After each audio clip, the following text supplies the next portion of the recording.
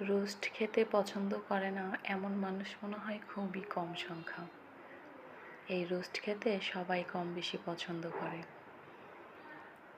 তো আজকে আমি একদম টক দই ছাড়া, মানে কোনো ঝামেলা ছাড়া কিভাবে, মানে একদম ইজিভাবে আমি বাসায় থাকা যে উপকরণ দিয়ে রোস্ট করেছি সেটা আজকে তোমাদেরকে দেখাবো।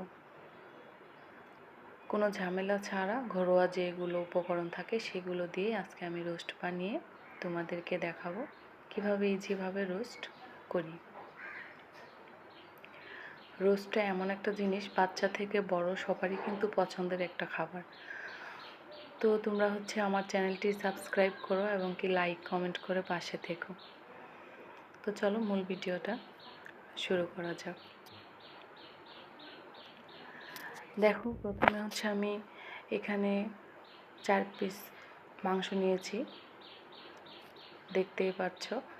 তো এগুলো আমি পরিষ্কার করে ধুয়ে নিয়ে আমি একটি পাত্রে নিয়ে নিয়েছি। তো এখন এখানে আমি লবণ দিয়ে নিচ্ছি পরিমাণ মতো। তারপর এখানে গোলমরিচের গুঁড়ো অল্প একটু দিয়েছি, আর বাটা মশলা দিয়েছি এখানে 1 চামচের মতো। আর লেবুর রস, এই লেবুর রসটা কিন্তু অবশ্যই এখানে মিস করা যাবে না, এখানে অ্যাড করতে হবে লেবুর রস। তো 2 টেবিল চামচের মতো আমি এখানে লেবুর রস নিয়েছি, দেখতে পাচ্ছ। তো এখন এগুলো আমি মাংসের গায়ে সুন্দর করে মাখিয়ে নিয়ে রেখে দেব 30 মিনিটের মতো। আর এটা মাখিয়ে যে যত টাইম রাখবে, 1 ঘন্টার মতো রাখলে তো আরও ভালো। আর যে একদমই তাড়াতাড়ি রান্না করবে তার কমপক্ষে 30 মিনিটের মতো রাখলে খুবই ভালো। তো দেখো, এটা রেস্টে রেখে দেবো 30 মিনিটের মতো। এদিকে আমি ফ্রাই প্যান বসিয়ে দিব। আর ফ্রাই প্যানে প্রথমে আমি পেঁয়াজ বেরেস্তা করে নিব, কারণ রোস্টে মাস্ট বি পেঁয়াজ বেরেস্তাটা দিতে হয়। তো দেখো, আমি প্রথমে পেঁয়াজ বেরেস্তা করে নিচ্ছি। এখানে আমি 3 থেকে 4টা পেঁয়াজের মতো নিয়েছি, সেটা আমি এখানে একদম বাদামি করে ভেজে নামিয়ে নিলাম। তারপর দেখো, এখানে যেগুলো আমি মাখিয়ে রেখেছিলাম, এখন এটা তেলে আমি ভেজে নিব।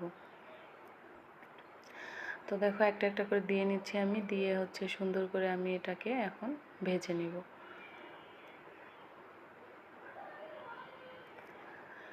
এটাও আমি একটু হালকা বাদামি করে ভেজে নিব।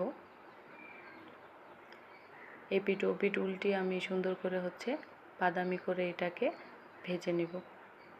আর এই পর্যায়ে জালটা একদম মিডিয়াম রেখে তারপর আমি এটাকে ভেজে নিব। তো দেখো, ভাজা শেষ হয়ে গিয়েছে, আমি সেই তেলে আর একটু তেল দিয়ে নিলাম। এখানে আমি গোটা ডালচিনি দিয়ে নিচ্ছি। তারপর এখানে মানে গোটা মশলাগুলো এখানে আমি তেলে দিয়ে দিব। এলাচ দিয়ে দিচ্ছি, কালো এলাচ, লং, এগুলো সব দিয়ে তেলে একটু ভেজে নেব। ভেজে নেওয়া হয়ে গেলে এখানে আমি বাটা মশলাটা দিয়ে নিব। দেখো, আমি এখানে বাটা মশলা দিয়ে নিচ্ছি। একদম তেল ছিটকে আসছে, তার জন্য একটু সামান্য পানি দিয়ে নিয়েছি যাতে তেল ছিটকে না আসে। তো এই পর্যায়ে এটাকে একটু সময় ধরে একটু জাল করে নিতে হবে। তারপরে এখানে মরিচের গুঁড়ো, সজের গুঁড়ো এখানে দিয়ে নিচ্ছি,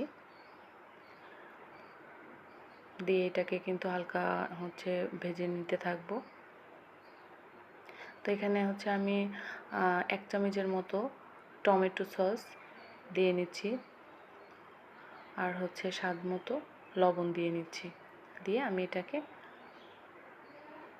নাড়াচাড়া করতে থাকবো।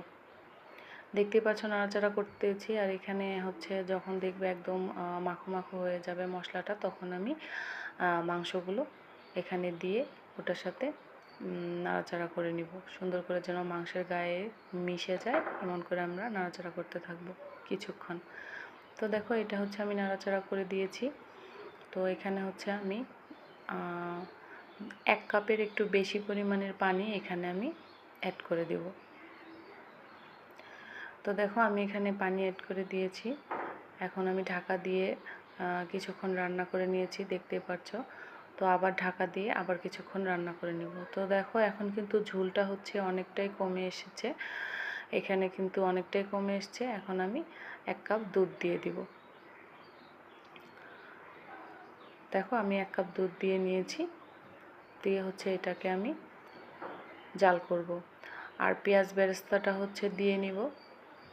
পেঁয়াজ বেরেস্তা কিন্তু দুধ দেওয়ার পরেই সাথে তখন পেঁয়াজ বেরেস্তা আর গোটা কয়েকটা কাঁচামরিচ দিয়ে নিলে হয়ে গেল। তো দেখো এখন হচ্ছে এটা আমি দিয়ে নিয়েছি, দিয়ে এখন এটাকে ঢাকা দিয়ে কিছুক্ষণ রান্না করব। দেখতেই পাচ্ছ একদম সুন্দর কিন্তু হয়ে গিয়েছে, একদম ভারী হয়ে গিয়েছে। আর একটু জাল করে নিব। তো এই পর্যায়ে আমি 1 চামচের মতো চিনি দিয়ে নিচ্ছি। তো এখন দেখো অনেকটাই হয়ে গিয়েছে কিন্তু সুন্দরভাবে, একদম ভারী হয়ে গিয়েছে,